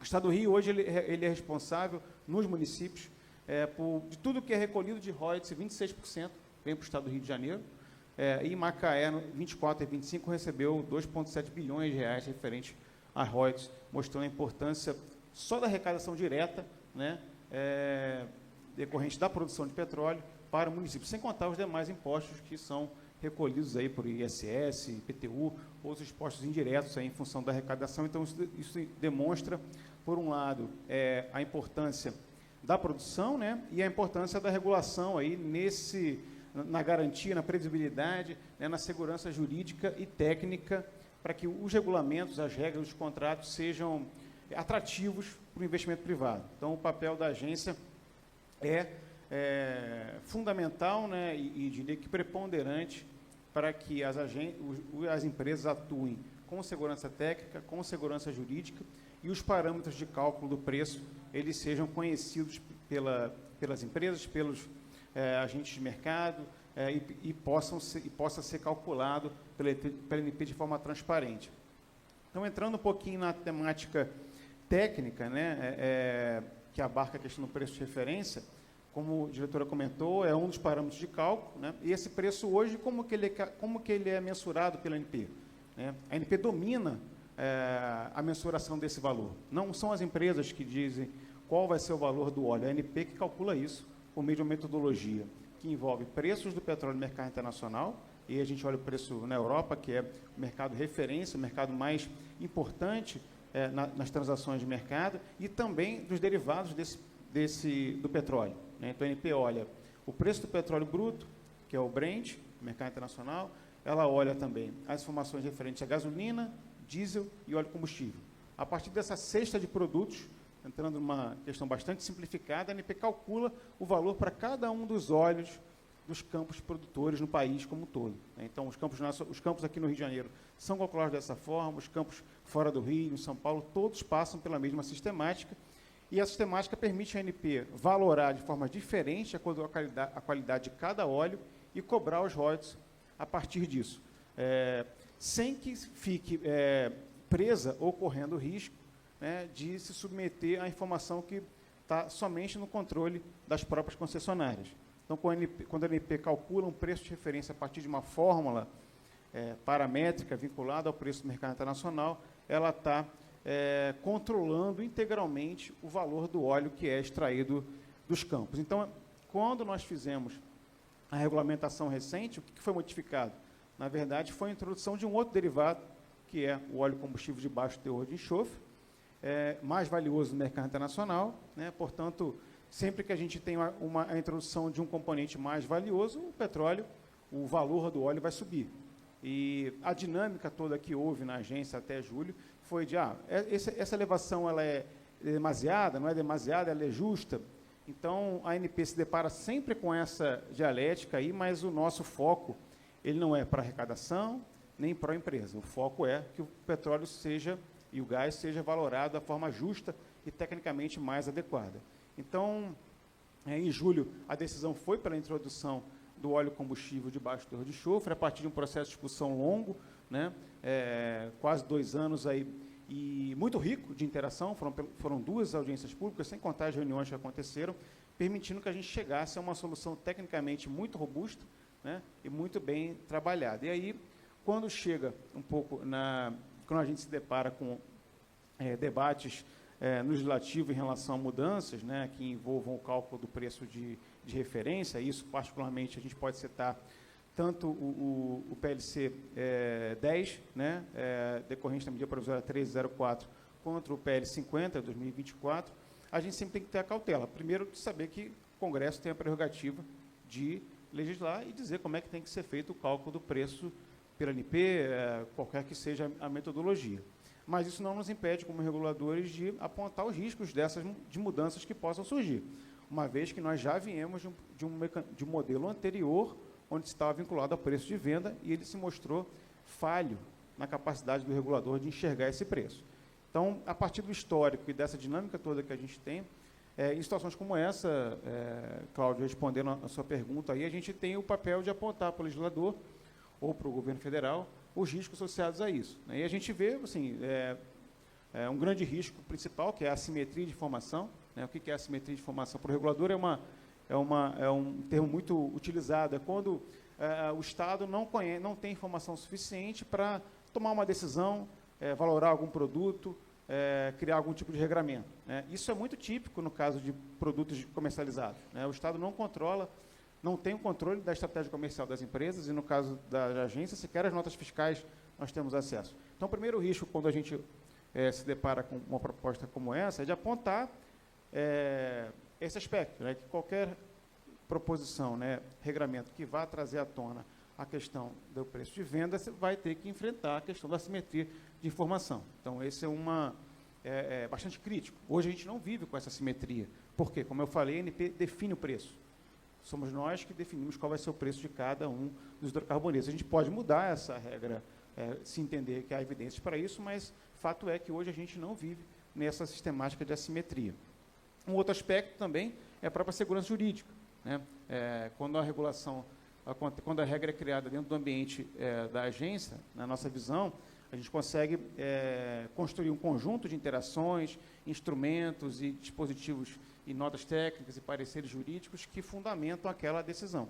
Nem sempre, no tempo do legislativo, isso é possível.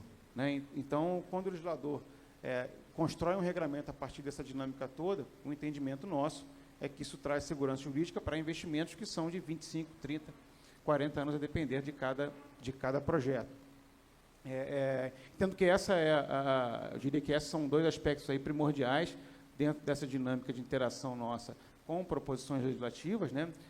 A ANP sempre se colocou à disposição do Congresso, e assim não poderia deixar de ser, a diretoria colegiada também, mas apontando aí os riscos e aspectos que envolvem tanto a dimensão técnica quanto a dimensão jurídica, na eventualidade de uma proposição que possa, eventualmente, não contemplar os impactos, né? E aí resgato que as agências hoje são obrigadas a fazer análise de impactos regulatórios para cada normativo, nem sempre isso também é possível fazer dentro do conhecimento da Casa Legislativa, e a agência, portanto, ela, na nossa visão, é o locus mais, digamos, adequado para a construção e reflexão sobre mecanismos envolvendo a precificação do hidrocarboneto. Então, acrescentando aí, diretora Simone, eu coloco dessa forma. Obrigado.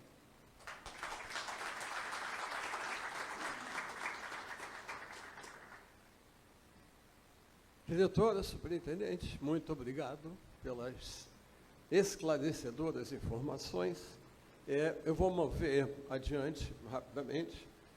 Vou passar a palavra aqui para o presidente da Associação Brasileira das Empresas Produtoras de Petróleo Independente, Márcio Félix. Márcio, bom, o debate foi amplo, muita coisa abordada. As empresas independentes foram citadas aqui, têm um papel relevantíssimo, não é? Compraram todos aqueles ativos que a Petrobras desinvestiu em terra e no mar, não é? Estão aí no Nordeste, na Bahia, enfim, em todo o Brasil, são as empresas independentes que estão maiormente tocando a produção, dinamizando a economia local, gerando empregos também, uma importância realmente bastante relevante. E os campos maduros, onde herdaram aqueles campos mais tradicionais da bacia de Campos, né, principalmente. Então, Márcio, qual é a visão da sua associação, dessas empresas, sobre tudo isso que foi colocado aqui? Bom, muito boa tarde a todas e todos. Agradeço aqui, né, o horário de almoço, que eu estou estendendo mais ainda um pouco, mas eu acho que a gente está vivendo aqui um painel assim, dos mais relevantes para o país. Então, eu sei que está sendo gravado no YouTube, eu acho que prestar atenção aqui, né, no desfile de informações e conhecimento tão relevante, né, para se tem que fazer depois vamos dizer assim, uma reflexão, um debriefing, né, dessa reunião para uma transcrição, vamos dizer assim, talvez saia uma carta de Macaé, eu não sei, eu estou aqui inventando aqui alguma coisa, porque acho que merece um registro. Eu vou procurar ser breve, mas eu quero comentar que eu estou muito feliz e, de certa forma, emocionado de estar aqui nesse painel, pelas pessoas que o compõem, por estar aqui em Macaé, onde eu, primeira vez, estive aqui, cheguei aqui em 1981, e nessa ocasião a cidade era bem menor, bem mais acanhada, não tinha nem rodoviária, o ônibus, desci do ônibus ali se não me engano, se era 1001 Macaense, naquela praça da prefeitura, e eu perguntei, aqui, chegou a parada final de Macaé aqui, pode descer. E aí eu comecei a tomar... e naquele tempo não havia royalties no mar. Vamos lembrar disso aí. Então, e havia uma distância, né? E talvez eu era da Petrobras, mas a própria Petrobras, eu era nível júnior lá, mas a própria Petrobras talvez não tivesse conhecimento, certeza do que seria o futuro.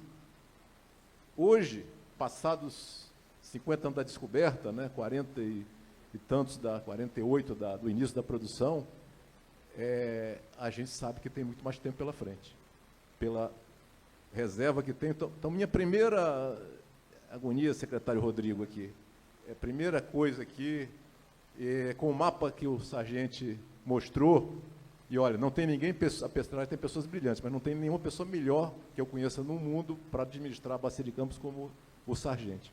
Então, certamente, aqueles 830 e poucos mil vão ficar para trás, aí vão ficar, depois ele vem, eu acho que ele...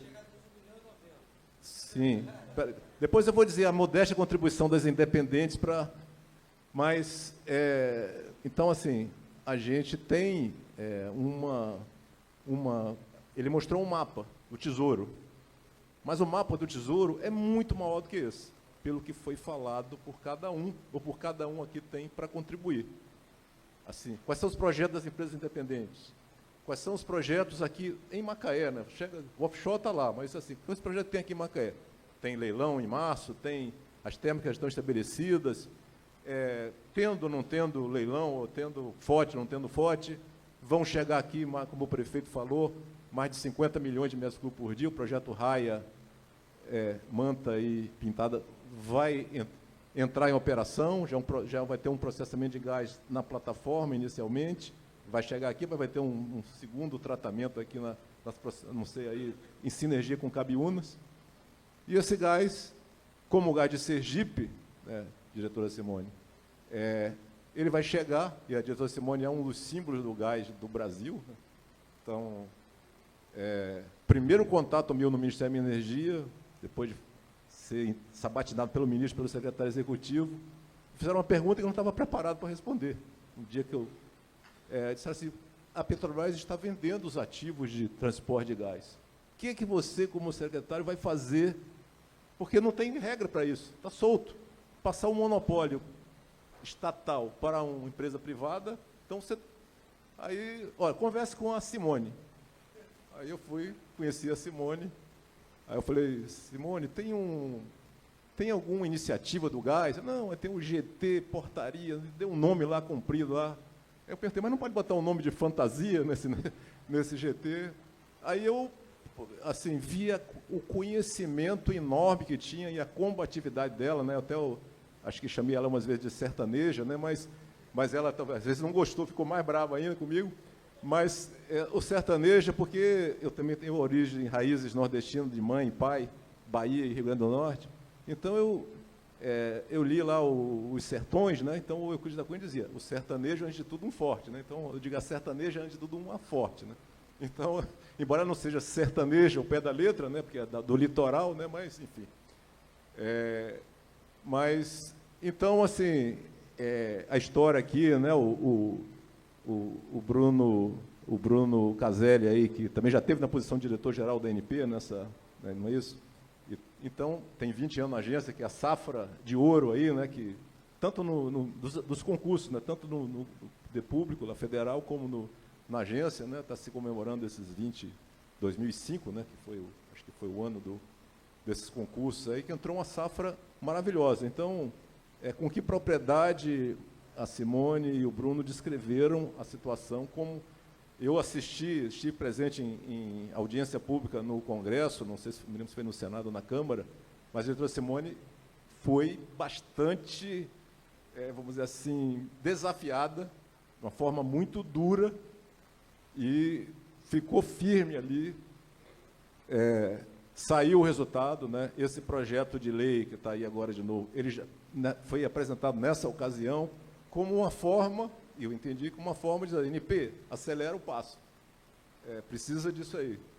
E, enfim, teve o tempo e eu costumava dizer assim que no Brasil tem as duas instituições de maior credibilidade, são duas. Uma era, para mim, a urna eletrônica, mas, enfim, foi tão questionada aí, não vou discutir sobre ela, não vou entrar nesse mérito, mas outra é leilão da ANP. Nunca ouvi ninguém questionar o leilão da ANP. Ali é transparente e tal. Outros leilões têm outras regras, outras formas, então a ANP é credibilidade.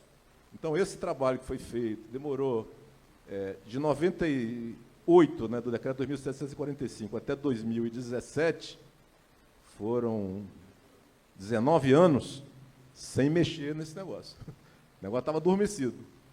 Aí o Estado do Rio entrou com uma ação no Supremo Tribunal Federal para rever esse cálculo. O ministro Luiz Fux, que era o relator dessa demanda, ele trabalhou, investiu muito tempo para fazer uma mediação para que houvesse um entendimento. E ele falou, olha, eu sei decidir. Quando eu levar para o plenário, não pense que vai mudar o resultado, não. Vou levar o resultado que vai prevalecer.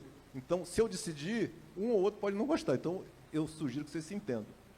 E aí surgiu aquele decreto que regulamentou os 8 anos de transição, fez toda uma forma, desagradou também a todos, aquele ali. A gente lá no Ministério apanhou de todo mundo. E aí surgiu esse outro decreto, já em 2022, aí a história, enfim, junta com o que já foi contado aqui. Vamos dizer assim, e tem essa discussão, a gente agradece muito aqui, secretário Rodrigo, aqui, pela posição de Macaé, e não é à toa que, na abertura aqui, as falas todas sobre as visões de pessoas que não vêm há alguns anos em Macaé, eu mesmo passei por áreas aqui, hoje chegando aqui, que não existiam, eu não sabia que existiam, até hoje, já te vi várias vezes aqui recentemente, mas não tinha visto, né? Até aqui, esse bairro aqui, junto da Lagoa em Boacica, aqui, também não tinha tanta essa construção, não era... Enfim, então Macaé, também eu vi a população aí de Macaé cresceu lá, no tempo que eu cheguei aqui, era, sei lá, 50 mil habitantes, sei lá, eu acho que era por aí. Então,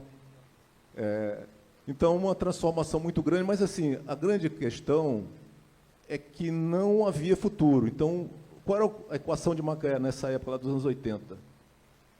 não existia uma empreiteira, uma construtora fazendo prédio ou casa. Cada um fazia a sua. E o pessoal sempre, o modelo era alugar do que construir ou comprar. Porque diz assim, isso aqui vai acabar, isso aqui é uma coisa temporária, como é que eu vou ficar aqui? Aqui não é meu lugar, vou embora. Isso atrasou muito até que virou uma realidade. Então, essa discussão que a gente está vendo aqui, e eu e o Cláudio trabalhamos juntos aqui, né? Ele foi, no caso, ele foi meu gerente quando eu fui trabalhar no Rio, mas a gente era da mesma área de avaliação de informação, então a gente acompanhava a avaliação, os testes das descobertas que eram feitos. Esses campos que estão na Berlinda aí, a gente era assim, o cara dizia, ó, tem vida, não tem vida. Se a gente dissesse, é depletivo, pô, abandonava. Eu dizia, pô, nossa responsabilidade é grande, né? E saía, o teste estava lá, vazão, saía no noticiário nacional, no Jornal Nacional saía lá, não tinha negócio de bolsa, como é hoje, então já saía logo a notícia. Eu falei, pô, se a gente bota um número assim, um pouquinho maior, vai sair o nosso número. A gente ficava assim, se achando importante, né? E era sempre uma notícia, cada descoberta era uma notícia relevante. E, pô, já foram produzidos 15 bilhões de barris, né, que o sargento falou aqui. 15 bilhões de barris, faz uma conta, mesmo a $60 o barril, e multiplica por 5 para sair em reais, pô, aí sai de baixo.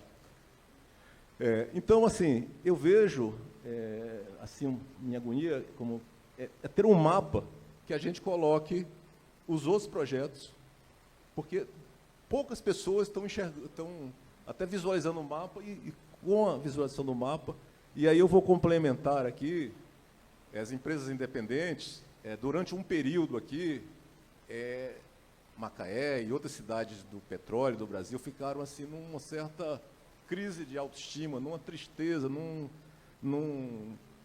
banzo, uma saudade da Petrobras sem fim, mas não tinha.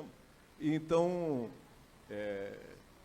foram as empresas independentes que começaram a frequentar, teve evento aqui que, embora a Petrobras sempre continuou atuando, mas a Petrobras voltou, felizmente, né? E como é que é? Energia para descobrir novos caminhos. Gostei do slogan aí. Então, a Petrobras está com um projeto, por exemplo, o campo de Cherne, que estava destinado a ser descomissionado, felizmente foi resgatado, Cherne Bagre, né? Foi resgatado pela Perenco, com, enfim, negociação com a Petrobras, com a ANP, enfim, todo mundo. Tem ainda o sonho de retirar alguns dessa lista, mas alguns já estão ali embora, né? A questão lá de Sergipe é muito próximo da costa, então é um desafio, né? Virou uma área de exclusão, mas aqui estão bem longe. Então, talvez aqui ainda tenha, sei lá, o Polo Garopa, onde foi, enfim, a descoberta da Bacia de Campos, ainda pode ser, eventualmente, resgatado, seja pela própria Petrobras ou, de alguma forma, em parceria ou com outros. As empresas independentes, se o número P50, P90, desculpe, que é a probabilidade de 90% ou mais de de acontecer aquela curva, eu diria que o P90, né, a probabilidade alta dos independentes, vai ser mais ou menos os 200 mil. Então, já passou de 1 milhão sem precisar gastar sua reserva estratégica. Então, a gente pode dizer que vamos ter 1 milhão de barris na Bacia de Campos, novamente,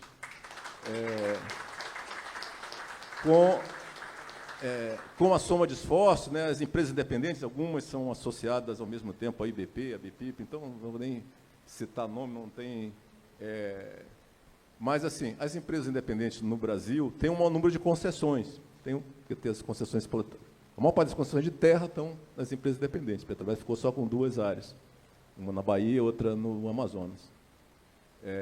Aqui na Bacia de Campos é onde tem maior participação, embora bem menor relativamente do que as grandes. Tem Campo Novo, 0 quilômetro, né, como Raia, que vai entrar em produção aí, e é um campo de gás, coisa que parecia que não existia, né, estava esquecido.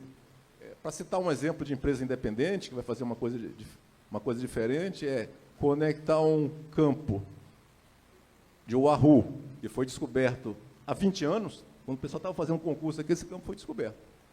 E ficou adormecido esse tempo todo, e na época, eu estava na Petrobras lá no Espírito Santo, a gente pensou, vamos fazer um tie-back aqui para o lado de cá. Mas aí já disseram para mim, mas esquece isso aí, isso é muito complicado, eles vão querer se unitizar aqui no pré-sal, essa unitização aconteceu recentemente.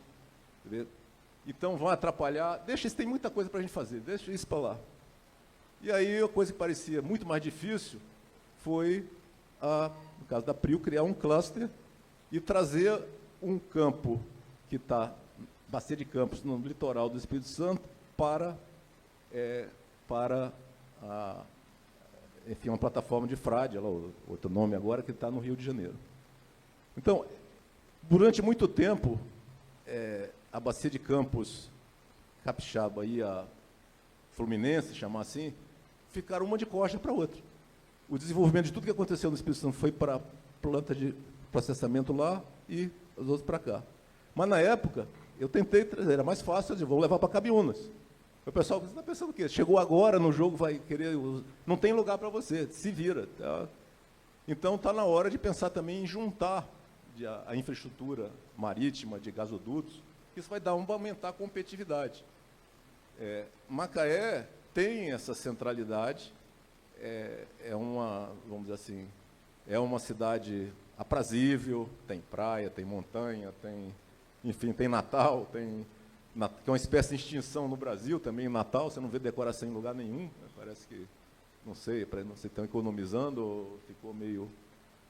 Então, eu vejo que a gente tem Cláudio, fechando aqui a gente tem uma maturidade, inclusive, né, o projeto lá do deputado Hugo Leal, que é uma pessoa também ligada, defensora da indústria, a gente tem que entender também o lado político, é um ano eleitoral, um ano que as coisas estão se definindo, né, e é importante, né, a gente teve a semana passada lá num evento lá em Campos, né, e a gente conversou bastante lá, inclusive sobre a questão da Umpetro, da importância da Umpetro, da união da Umpetro, que apoiou vários, vamos dizer assim, movimentos aqui da indústria.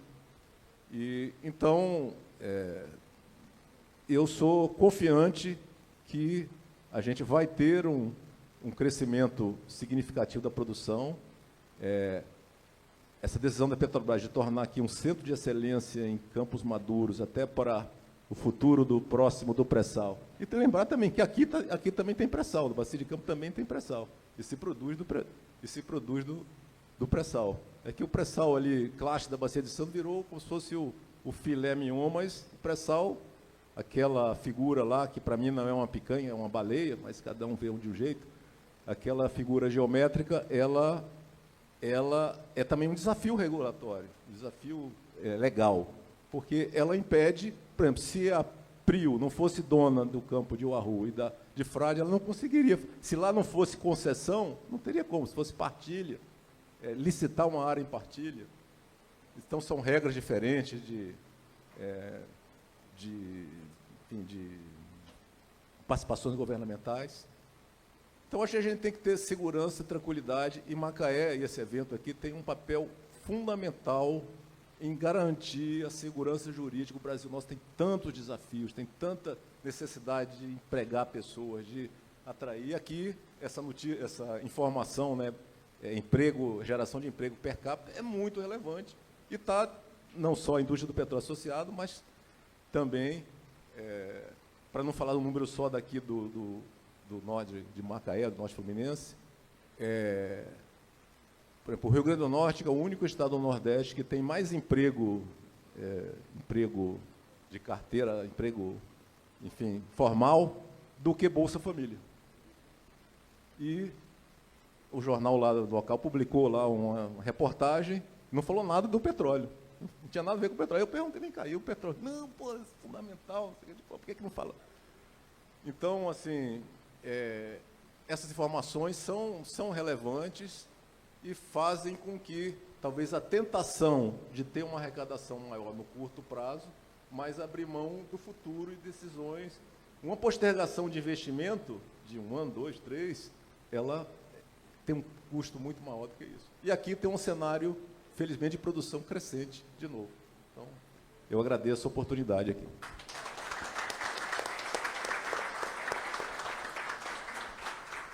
Bem, pessoal, realmente fantástico o conteúdo do evento como um todo. Eu vou dar 1 minuto para uma rodada final. Eventualmente, alguém pode ter esquecido alguma coisa, mas eu não tenho controle do microfone, mas finge que eu vou cortar o microfone. Então, é 1 minuto, a organização do evento está... Vamos começar pelo sargente? Pela ordem que vocês falaram. Vai, sargente, 1 minuto, contando. Bom, pessoal, bacana, eu acho que as colocações aqui, né, principalmente a última fala aqui agora do Márcio, ela vai muito de encontro ao desafio que a Petrobras tem, é um desafio de crescimento, é um desafio de bastante oportunidades e desafios, e a gente fica muito preocupado com aquilo que sai fora do controle estratégico da companhia, né? Então, a gente é muito suscetível, por exemplo, principalmente nos campos maduros, onde a margem é extremamente reduzida, a margem de lucro ela é ali o diferencial entre a continuidade ou a entrega de um campo, né? E quando a gente tem principalmente algumas ameaças exógenas, ameaças como, por exemplo, mudança na legislação, qualquer tipo de custo adicional que se imputa é capaz de comprometer aquela margem que viabilizou o campo.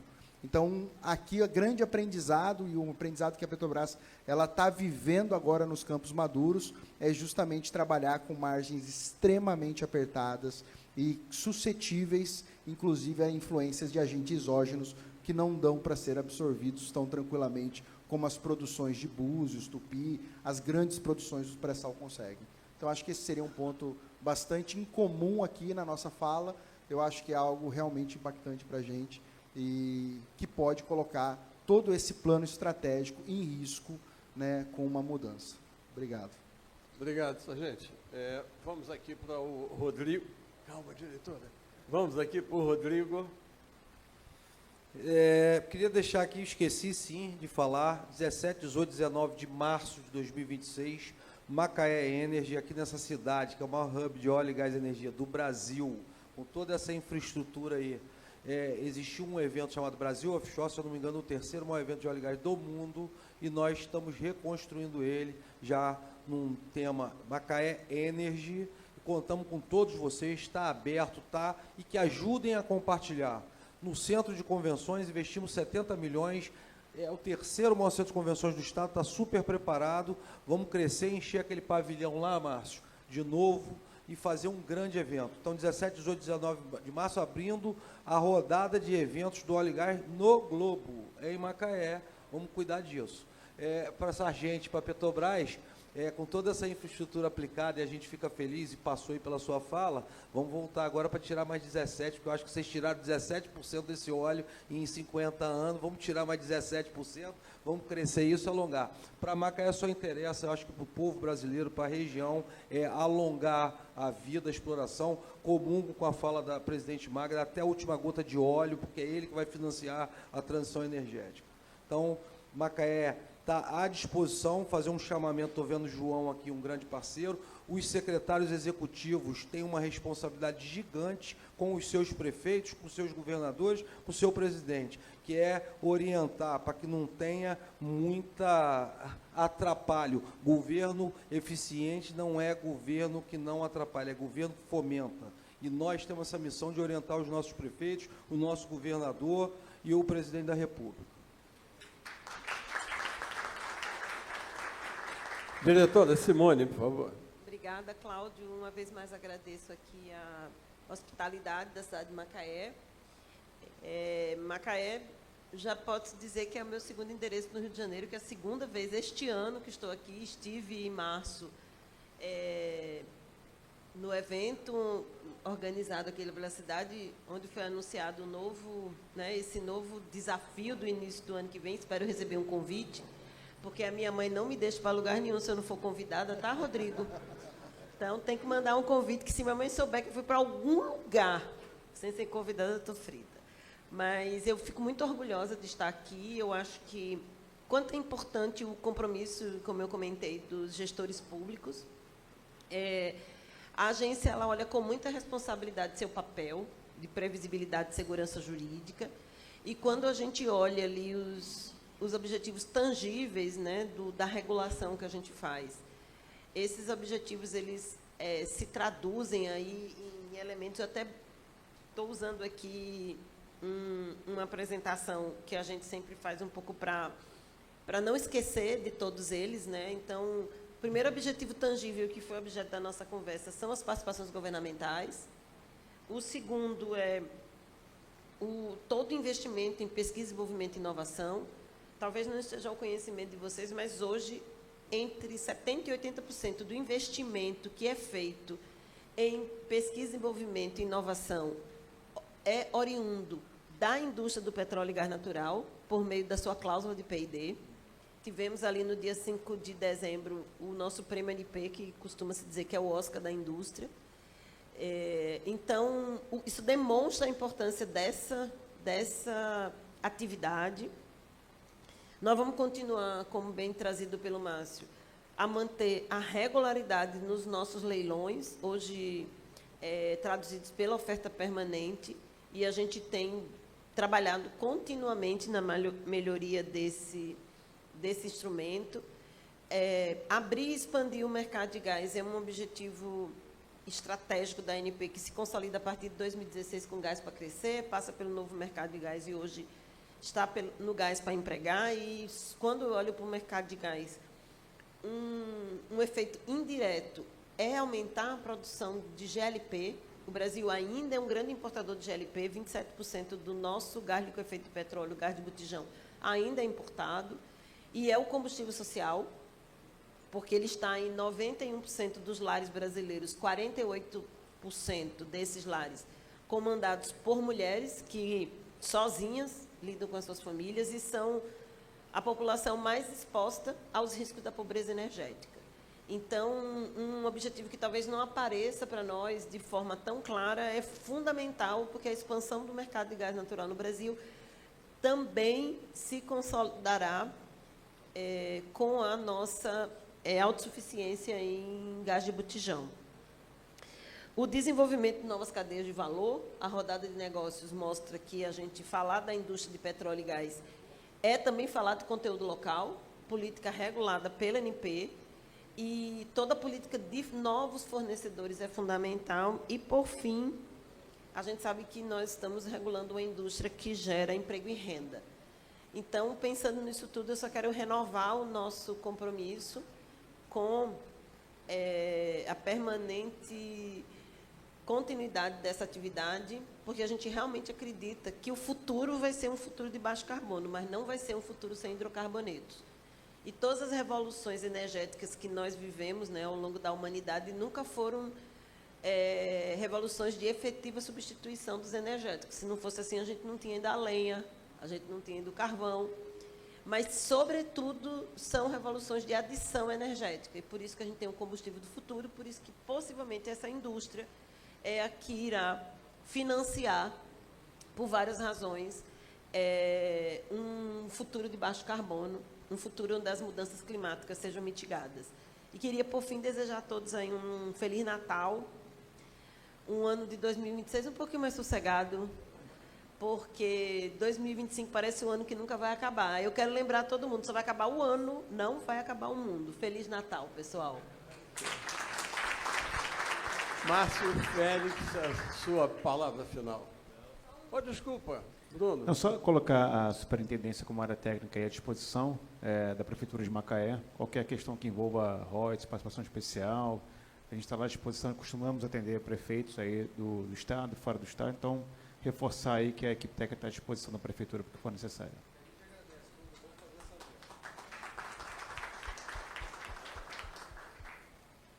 Bom, rapidamente, dizer assim, a gente está falando aqui em longevidade, se a gente pensar em petróleo, pode dizer algumas décadas, mas pensando em energia, não tem fim, né?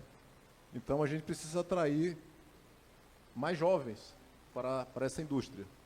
Então, acho que a gente está fazendo um trabalho, aí o Lucas Mota, aí da gerência executiva e da ABPIP, está como jovem, né? Está juntando os seus pares aí, fazendo algum trabalho também em parceria com o SPE, para atrair jovens que estão na universidade ou na escola, curso técnico, para se motivar para a indústria do petróleo.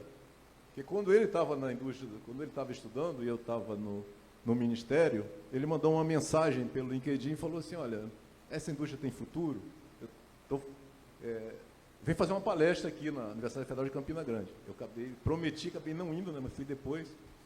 E ele acabou indo estagiar no Ministério da Minas e Energia, enfim. Então, assim, tem muitos jovens talentos no Brasil, nas áreas menos, vamos dizer assim, prováveis, assim, que a gente está... Tem as áreas mais óbvias, áreas menos óbvias, mas que a gente precisa colocar uma luz para que ele não está indo para um castigo, não está indo para uma coisa que tem mérito, que tem a sua sustentabilidade, que tem sua responsabilidade na transição energética, em fazer esse processo de adição de uma forma mais equilibrada, né? E a sustentabilidade, de modo geral, está baseada na diversidade. Então, nós não vamos combater a diversidade só na energia, né? Vamos manter a nossa diversidade em todas as dimensões e é isso aí, gente. Obrigado aí. Bom, pessoal, nessa altura do campeonato, normalmente eu faria um apanhado com as conclusões principais, mas eu, atendendo a solicitação aqui da produção do evento, né, realmente a gente estourou o horário, então é só realmente agradecer aos participantes, elogiar a participação de todos, tenho certeza que todos estão à disposição de todas as entidades que participaram aqui para continuar esse debate. Acho que foi legal se alguém fizer a edição dos melhores momentos. Não, o negócio é fazer a edição dos melhores momentos. Ninguém vai aguentar o vídeo. Não, eu sei. Não, tem que ser os melhores momentos. Contrata o cara da Globo Esporte aí para fazer. Pessoal, beijão, abração, tchau, obrigado, bom evento, tudo de bom. Agradecemos muito a participação de todos daqui que compuseram esse primeiro painel. Pedimos agora, antes da gente fechar, a foto oficial, tão importante desse painel, reunindo agentes complementares dessa cadeia produtiva, Poder Executivo, agentes reguladores, grandes players também. Lembrando que todo esse conteúdo vai estar disponível no YouTube da FACERJ também. Depois, posteriormente, teremos uma revista digital e outros conteúdos certamente serão produzidos a partir desse painel tão rico e diverso.